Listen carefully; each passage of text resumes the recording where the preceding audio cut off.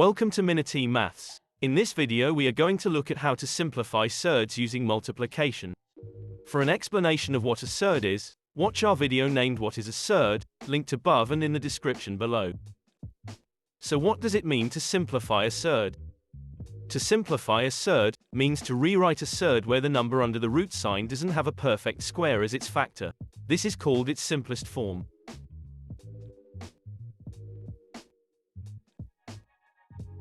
When working with surds, it is often best to convert them to their simplest forms to make the expression, or equation, easier to read, understand, and work with. There are a few rules to learn which will help you to simplify surds, but in this video we will focus on simplifying by multiplication. Here is the first rule.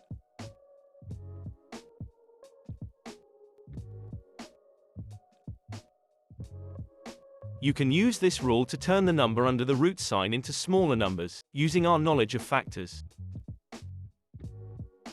Let's look at this example to simplify the square root of 20. We need to find two factors which multiply together to make 20. We can break this surd apart into two smaller numbers. However, to simplify using this rule, one of the factors should be a perfect square greater than 1. If we list the factors of 20, we will see that 4 times 5 contains a perfect square, 4. So by the rule above, we can rewrite the square root of 20, using these factors.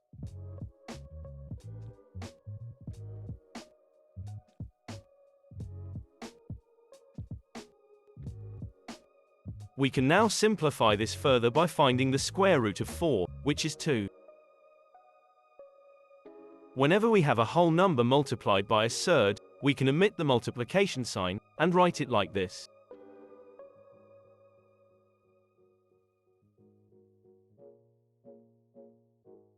Let's look at another surd, and try to simplify using the same rule. So again, we need to make a list of all the factors of 15. However, none of these factors are perfect squares above 1. Therefore this surd is already in its simplest form. Another rule we can use to simplify surds is the reverse of the one we have just been looking at, and involves multiplying two surds together. Let's look at an example. By following the above rule, we can multiply the 2 and the 3 together.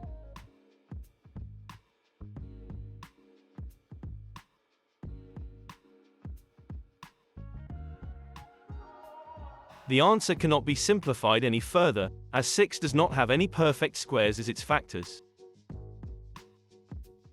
Here is a more complicated example. Remember that the multiplication signs between the whole numbers and the surds have been left out. We can rearrange this expression so that we can multiply the whole numbers together first.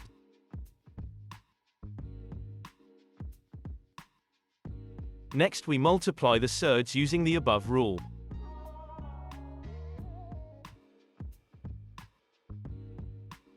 But can we simplify this further? Thinking back to the previous rule, let's list the factors of 18, to check if this is in its simplest form.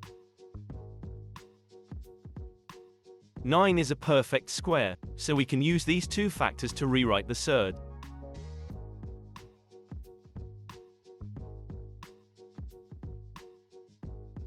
Now we can calculate the square root of 9 as this is not a surd. Lastly, we multiply the whole numbers together again. The number under the root sign has no square factors greater than 1. This is now in its simplest form. Finally, here is another rule, where multiplying two of the same surds, i.e. of the same number under the root sign, will always result in a whole number, not a surd. For example, multiplying the square root of 5 by itself, i.e. another square root of 5, results in the whole number, 5. If we look at the previous rule, we can see why this is, as the square root of 25 is 5.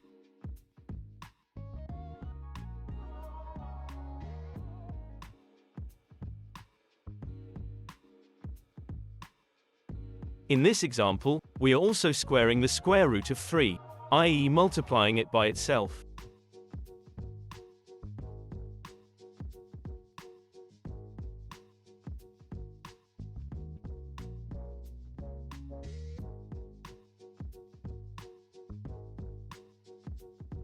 Have a go at this question to find the area of this shape.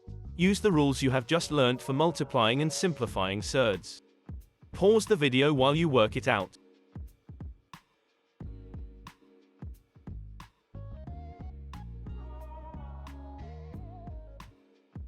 Thank you for watching. Subscribe to Minute Maths for more videos.